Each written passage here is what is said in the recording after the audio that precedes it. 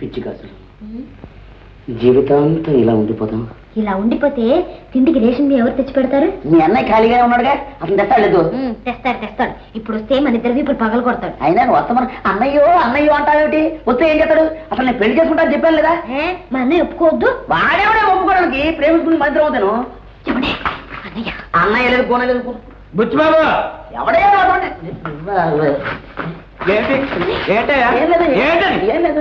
ఇంట్లో దూరం నా చెల్లెలు నాశనం చేద్దాం అనుకుంటున్నావా? చేది బట్టలు పడవాలి.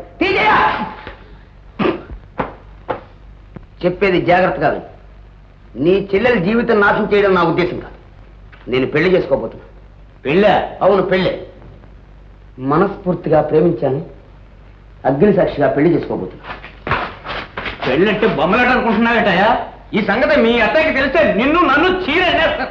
ఏమైనా సరే ఈ కాసుని నేను పెళ్లి చేసుకుంటాను. ఇదెక్కడ కూడా అయ్యా బాబు, ఇలా కాసుకు తింటారేమయ్యా? ఈ సంగతి నలుగురికి తెలిస్తే ముందు నాకు కట్టేస్తారు. వెళ్ళవయ్యా బాబు, వెళ్ళాలి. 6 3 3 6 సరే ఈ కాసుని నేను పెళ్లి చేసుకుంటాను. ఇక్కడ చెప్తావు కౌరి. మనగాడు అయితే ముందు మీ అత్తయ్యని ఒప్పించు. లోనెత్తే అంటే కాల్చి పారేస్తాను. నేను అన్నిటికీ తెగించాను. నా కంఠంలో ప్రాణం ఉండగా ఈ కాసునే పెళ్లి చేసుకుంటా. కాదంటే ఆత్మహత్య చేసుకుని చచ్చిపోతా. బాధపడ కాసు. పాపం మీ అన్నయ్య చెప్పింది కూడా నిజం. అత్తయ్యని ఒప్పించడానికే ప్రయత్నిస్తాను. కాకపోతే ఆ స్వర్గంలోనే కలుసుకుంది. కాదు, నా నిర్ణయం మారు. ఈ దీక్షకి తిరుగులేదు.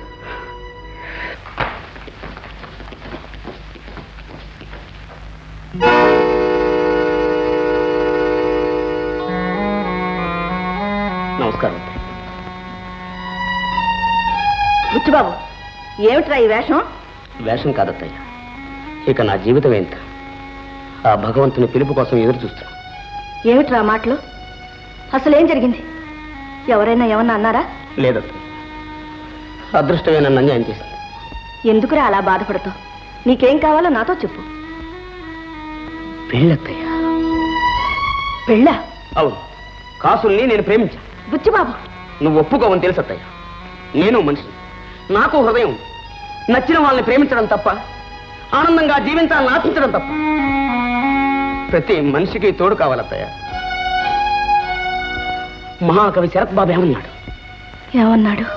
మన కోసం మనసారా ఒక్క కన్నీటి బుట్టైనా రాల్సిన వ్యక్తి లేని జీవితం వ్యర్థం అన్నాడు అత్తయ్య. బుచ్చిబాబు, నన్ను కొంచెం ఆలోచించుకొని. సరే, మీ నిర్ణయం కోసం ఎదురు చూస్తుంటా. వస్తాను.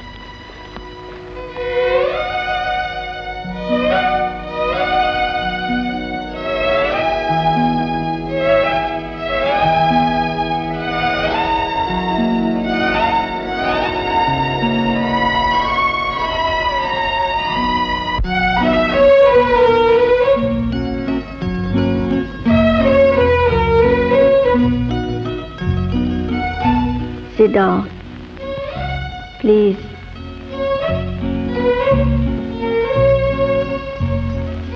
ఈడొచ్చిన పిల్లలు ఇంట్లో ఉన్నప్పుడు ముందు వాళ్ళ గురించి ఆలోచించడం మంచిది కదా.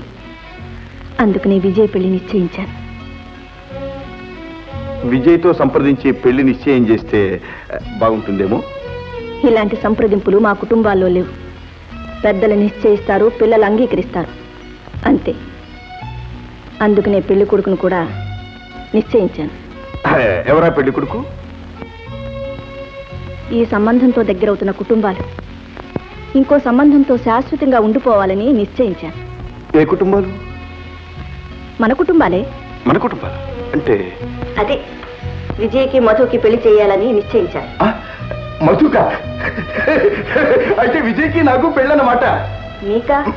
అంటే మధు అంటే నా మేనలుడేగా, అచ్చం మేనమావ పూలికి అంటారు. అందుకనే మధు ఉద్దేశం కూడా కనుక్కోవాలనుకుంటున్నా. ఏమిటి కుర్రాకుంక వాడి ఉద్దేశం కనుక్కునేది? వాడి తాతకి చెప్పిన ఈ సంబంధానికి ఒప్పుకుంటాడు. అయితే మీ అమ్మగారికి మధుకి టెలిగ్రామ్ ఇస్తాను, రమ్మని. మా అమ్మగారికి ఎందుకు? నీకేమీ తెలియదు, మీరు ఊరుకోండి. చెప్తాం. విజయ, శుభవార్త, జిలేబీ లాంటి తీయటి వార్త. ఏమిటండి మా మధు గారి పెళ్లి చేసుకోబోతున్నాడు. పెళ్ళా? ఎస్, ప్రేమించి పెళ్లి చేసుకోబోతున్నాడు. ప్రేమించాడా? ఎస్, పిల్ల కూడా చాలా బాగుంటుందట. నేను నమ్మను. నువ్వేంటి నమ్మేది? బోర్డు నమ్మటం. మీ అత్తయ్యే ఒప్పుకుందట. అత్తయ్య? Yes, వాడు నీకోసం అక్కడ ఎదురు చూస్తున్నాడు. ఎవరు? వాడే. ఎవడు? నీ మొగుడు, నా మేనల్లుడు మధుగాడు. వెళ్ళు, go, go.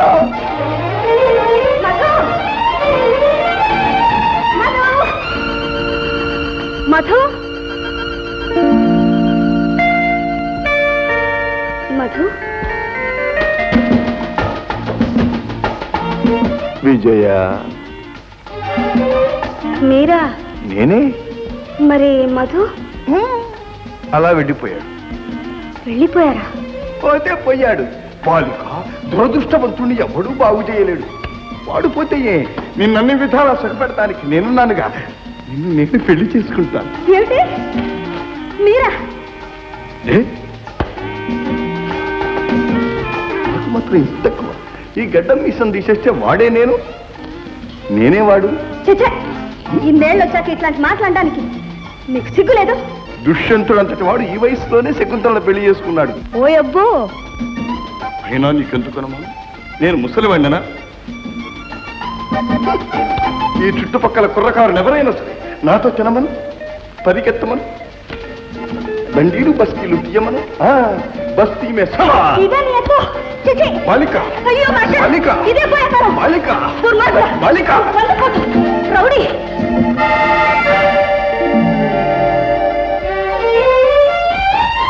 మీరా?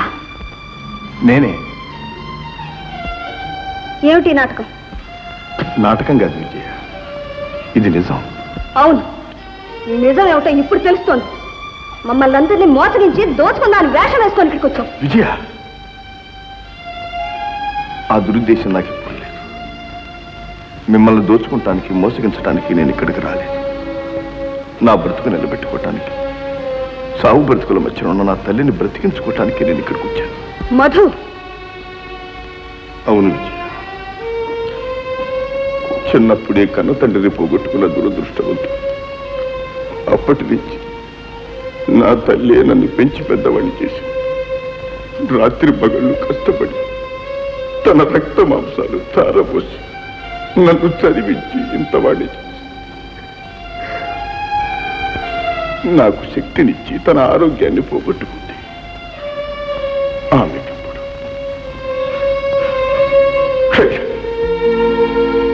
ఎంత ప్రయత్నించినా నాకు ఉద్యోగం దొరకలేదు. మా అమ్మ కోసం చివరకు ఈ వేషం కట్టి ఈ ఉద్యోగం దక్కించుకోగలిగాను. మీరిచ్చిన డబ్బుతో ఆమెను శానిటోరియంలో చేర్పించగలిగాను. మా అమ్మను నేను బ్రతికించుకోగలిగాను.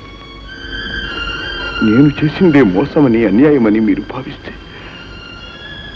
మీరు విధించే శిక్ష అనుభవించడానికి నేను సిద్ధంగా ఉన్నాను. మధు, నన్ను క్షమించు. నాతో ఈ సంగతి ముందే ఎందుకు చెప్పలేదు? సమయం వచ్చినప్పుడు నీకు మీ అత్తయ్యకు చెబుదాం అనుకున్నా. మా అత్తయ్య సంగతి మీకు తెలీదు. ఇప్పటికే సమయం మించిపోయిందేమో. విజయ, మీ అత్తయ్య మనస్సు నాకు బాగా తెలుసు. నువ్వు సుఖంగా ఉండాలని ఆమె తాపత్రయం. మన ఆనందానికి ఆమె ఆశీర్వాదం ఎప్పుడూ ఉండనే ఉంటుంది. విజయ,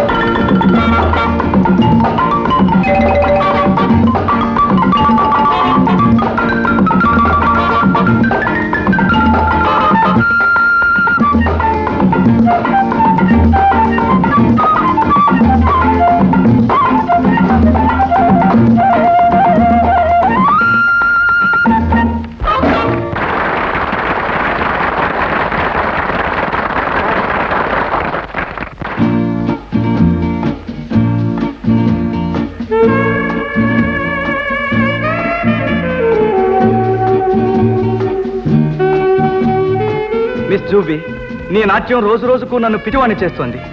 ఈ రోజైనా నువ్వు ఈ బహుమానాన్ని అంగీకరించక తప్పదు. సారీ. అంటే చూడండి మిస్టర్ గిరి, మీకు డబ్బు, అందం, హోదా అన్నీ ఉన్నాయి. ఆడదంటే మీకు కాట వస్తువు. ప్రేమంటే ఒక సరదా. అంటే నా దృష్టిలో ప్రేమకు విలువ లేదంటావా? అయితే నన్ను పెళ్లి చేసుకుంటావా? నీ కోసం ఏమైనా చేస్తాను. అగ్ని సాక్షిగా పెళ్లి చేసుకుంటాను. గిరి, జూబీ, నోను పెళ్ళయ్యాకని. It's all right. Okay, bye bye.